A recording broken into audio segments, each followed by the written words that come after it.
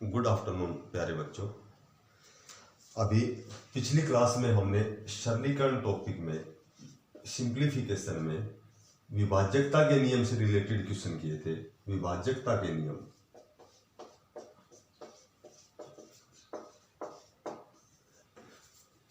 इसी से रिलेटेड क्वेश्चनों पर आज हम चर्चा करेंगे। 1 से 400 तक कितनी संख्याएं हैं जो 15 से विभाजित है? 15 से विभाजित है। मैं कहूं कि 200 और 500 के बीच कितनी संख्याएं हैं जो 15 से विभाजित हैं? मैं कहूं 200 और 500 के बीच कितनी संख्याएं हैं जो 2, 3, 4 से विभाजित है। अब देखो क्वेश्चन तीनों सेम ही है, लेकिन मैंने थोड़ा थोड़ा बदल दिया है। 1 से 400 तक तो इसमें एक भी इंक्लूड है। 1 से 400 तक, या मैं कहूं 1 से 400 के बीच। जैसे दूसरी बात ये बढ़ गई, 1 से 400 के बीच कितनी संख्या है, तो एक भी उसमें इंक्लूड नहीं है और 400 इसके बीच की संख्या बतानी है जो 15 से पूर्णतः विभाजित है। अब 1 से 400 तक, इसका मतलब एक भी इंक्लूड है, तो डायरेक्ट आपको 400 में 15 का भाग देना है, वही आपका आंसर होगा। 400 में आपको 15 का भाग देना है। 15 दूनी 30 और 15 छक्की 90, यानी कि ये रिमाइंडर छोड़ देना है, यानी कि इसमें 26 संख्याएं हैं जिसमें 15 का पूरा भाग जाता है। 1 से 400 तक 15 से विभाजित होने वाली संख्या 26 है, केवल आपको भागफल लेना है।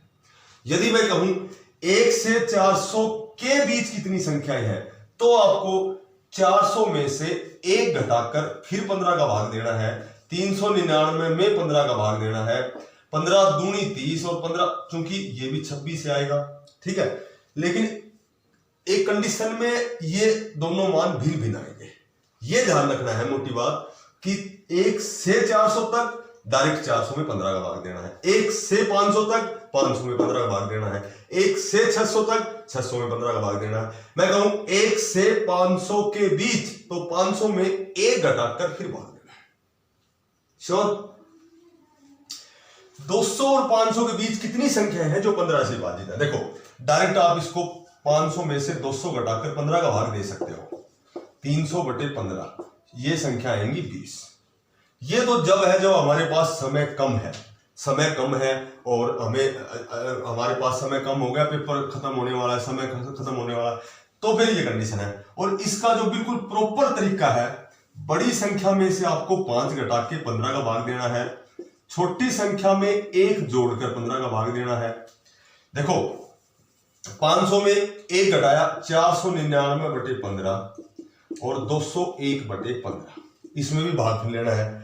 15 तिया 45, 4 बच गए, 15 तिया 45, शेष को छोड़ देना है। 15 एकम 15, 5 बच गए, 15 तिया 45, तो इसमें भी संख्याएं वही 20 संख्याएं आएंगी। तो ये 90% हमारा आंसर सेम रहेगा, लेकिन 10% ये तरीका बिल्कुल करेक्ट है और ये तरीका इनकरेक्ट है।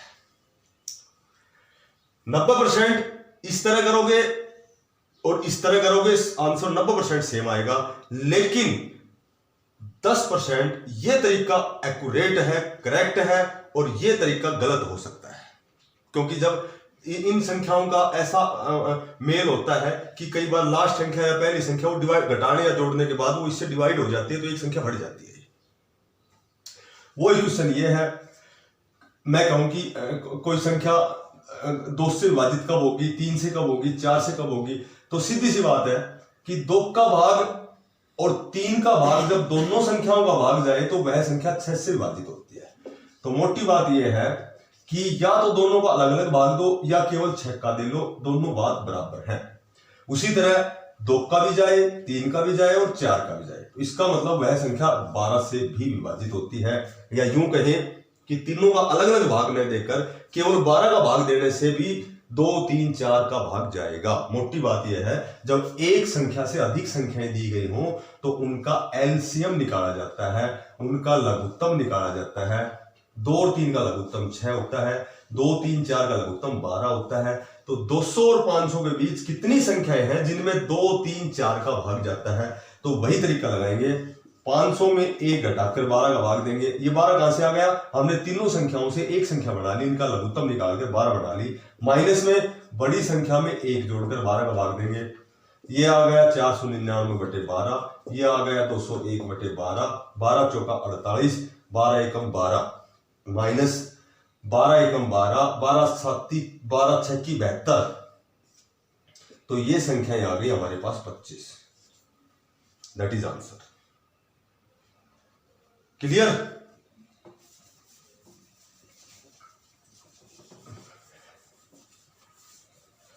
एक ऐसे क्वेश्चन आता है कि 17 की पावर 112 प्लस 12 की पावर 112 किस संख्या से विभाजित है? किस संख्या से विभाजित है? तो इसमें यही ध्यान रखना किस संख्या से विभाजित। यदि यहां जमा आए तो जोड़ देना है, माइनस आए तो घटा देना है। जैसे 112 की बजाय मैं 113 कर देता हूं, क्योंकि ये तो सम संख्या होगी ना, सम का भी अलग से नियम बताऊंगा आपको। तो यदि यहां जमाए तो केवल ये a प्लस b से विभाजित होती है, यानी कि 17 प्लस 12 यह संख्या 29 से विभाजित होती है। यदि यहां माइनस आए तो यह संख्या a माइनस b से विभाजित होती है। क्योंकि विषम संख्याएं और बराबर होनी चाहिए, घात विषम संख्या और यदि बराबर हो तो माइनस है तो a माइनस b से विभाजित होती है, और विषम संख्या और बराबर है यदि दोनों के बीच प्लस का निशान है तो a प्लस b से विभाजित होती है। 17 और 12 29 से विभाजित होती है। यह नियम तो है विषम संख्या और बराबर का। यदि सम संख्याएं मैं कहूं 7 की 12 माइनस 4 की 12 किस संख्या से विभाजित है?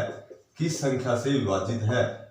तो जब सम संख्याएं हो और बराबर हो तो a square minus b square से विभाजित होती है। a की जगह लिखेंगे और b की जगह लिखेंगे 49 माइनस 16, यह संख्या 33 से विभाजित है। यह संख्या 33 से विभाजित है। जब विषम संख्या और बराबर हो तो a प्लस b या a माइनस b से विभाजित होती है। सम संख्या और बराबर हो तो a की 2 माइनस b की 2 से विभाजित है। a से 7 है, b 4 है, 7 का 49, 4 का 16, 33 से विभाजित, यह संख्या 33 से विभाजित होगी। अब एक ऐसा क्वेश्चन आता है 2 की पावर 32 जमा 1 किस संख्या को विभाजित करती है? किस संख्या को विभाजित करती है? 2 की पावर 32 जमा 1 किस संख्या को विभाजित करती है? इसमें ऑप्शन देंगे आपको 2 की 16 प्लस 1, 2 की 112 प्लस 1, 2 की 96 प्लस 1, 2 की 32 प्लस 1। तो एक ही बात याद ध्यान रखना कि a की 3 जमा b की 3 बराबर होता है a जमा b, और a की 2 जमा b की 2 माइनस ab। यदि मैं इसको 12 कहूं और ये संख्या 4 है तो ये दोनों जो ब्रैकेट है मल्टीप्लाई आपस में गुणा में है, ये 4 है तो इसका मान 3 आ जाएगा। मोटी बात यह है a की 3 जमा b की 3 में यदि 12 में 4 का भाग देंगे तो 3 आएगा, और यदि 12 में 3 का भाग देंगे तो 4 आएगा। तो कोई भी नंबर है, कोई भी संख्या है, हमेशा यह किस संख्या को विभाजित करती है? किस संख्या को विभाजित करती है? 2 की पावर 32 इसकी पावर 3 कर दो और 1 की पावर 3 कर दो। 32 32 या 96, 2 की पावर 96 जमा 1 को विभाजित करती है। यह 2 की पावर 96 जमा 1 को विभाजित करती है। मोटी बात यह है ऐसा कोई भी क्वेश्चन आए तो इसमें आपको a की पावर 3 करनी है और b की पावर 3 करनी है। a क्या है? 2 की पावर 32 a है, और जब घात की घात आपस में गुणा में हो जाती है, या 2 की पावर 32 3 बार है, 2 की पावर 32 ये 3 बार है, और 2 की पावर 32 यदि 3 बार है, जब आधार जब बराबर होते हैं तो घात जुड़ जाती हैं। 32 64 और 96, यह 2 की पावर 96, 1 को कितनी बार गुणा करो 1 आएगा। यह संख्या 2 की पावर 96 को विभाजित करती है। किस संख्या को विभाजित करती है? 2 की पावर 96 को विभाजित करती है।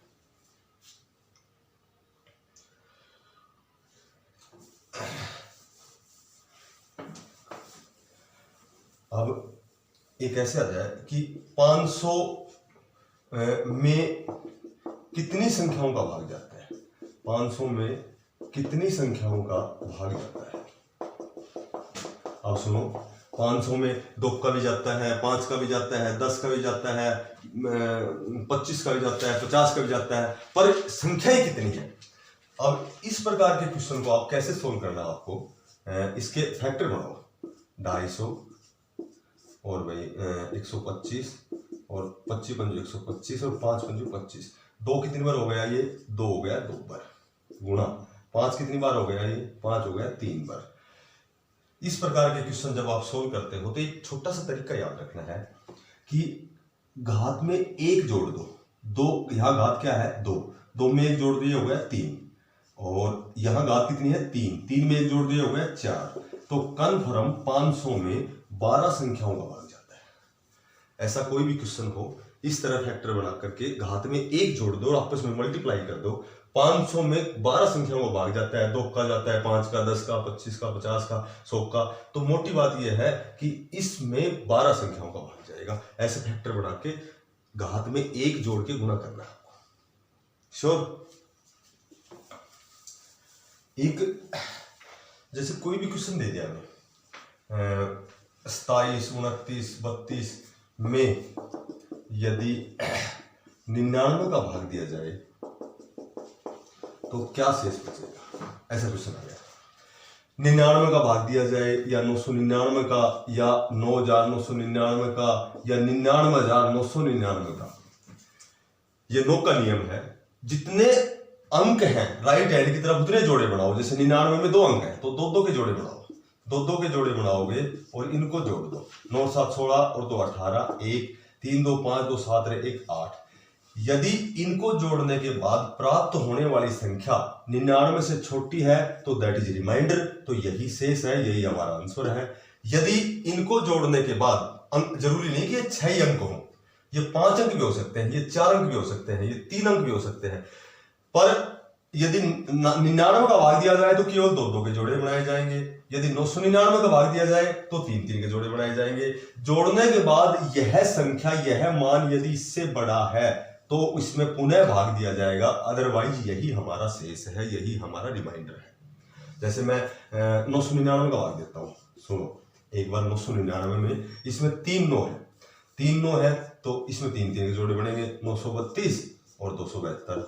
अब ये आ गया 1204, ये चूंकि इससे बड़ा है तो आपको शेष निकालने के लिए 1204 में 999 का भाग देना पड़ेगा।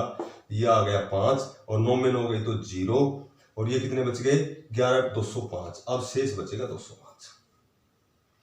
यदि मैं 9999 का भाग देता हूं तो अब बनेंगे 4 के जोड़े। अब इसमें 4 के जोड़े, और जरूर नहीं कि दोनों 4 के जोड़े होने चाहिए, 4 का जोड़ा 1 बनाओ, बाकी शेष 2 अंक बचो, 3 बचो, 4 बचो, 1 बचो, आपको इनको जोड़ देना है और यही हमारा शेष है, यही हमारा आंसर है। क्योंकि यह जो मान है इससे छोटा है, इसलिए ये शेष है। फिर सुनो, 2 अंकों से भाग दिया जाए 2 के जोड़े बनाओ, 3 अंकों से भाग दिया जाए 3 के जोड़े बनाओ, 4 अंकों से भाग दिया जाए 4 के जोड़े बनाओ। और जरूरी नहीं है कि ये अंक बराबर हो या 6 हो या 7 हो, 5 हो, कितने भी हो, लेकिन जितने अंकों से भाग दिया जाएगा राइट हैंड की तरफ से उतने ही अंकों के हम जोड़े बनाएंगे। ठीक है। एक छोटा सा क्वेश्चन हो रहा है, मैं कहूं कि 18 की पावर 200 को यदि 15 से भाग दिया जाए, यदि 15 से भाग दिया जाए तो क्या शेष बचेगा। मैं कहूं 18 की पावर 200 को यदि 20 से भाग दिया जाए तो क्या शेष बचेगा। मैं कहूं 18 की पावर 200 को, 18 की पावर 197 को यदि 25 से भाग दिया जाए तो क्या शेष बचेगा। अब सुनो, एक बात ध्यान रखो, ये बेस आधार होता है, ये घात होती है। यदि आधार से छोटी संख्या का भाग दिया जाए, हमेशा ध्यान रखना, यदि आधार से छोटी संख्या का भाग दिया जाए तो हमेशा सदैव एक शेष बचेगा। घात चाहे कुछ भी हो, सम हो, विषम हो, भाज्य हो, अभाज्य हो, लाख हो, करोड़ हो, अनंत हो, 20 हो, 30 हो, यदि आधार से छोटी संख्या का भाग दिया जाए तो हमेशा एक शेष बचेगा, घात का मान चाहे कुछ भी हो। यदि आधार से बड़ी संख्या का भाग दिया जाए और जो घात है, घात यदि सम संख्या है तो भी सदैव एक शेष बचेगा, ये ध्यान रखना है।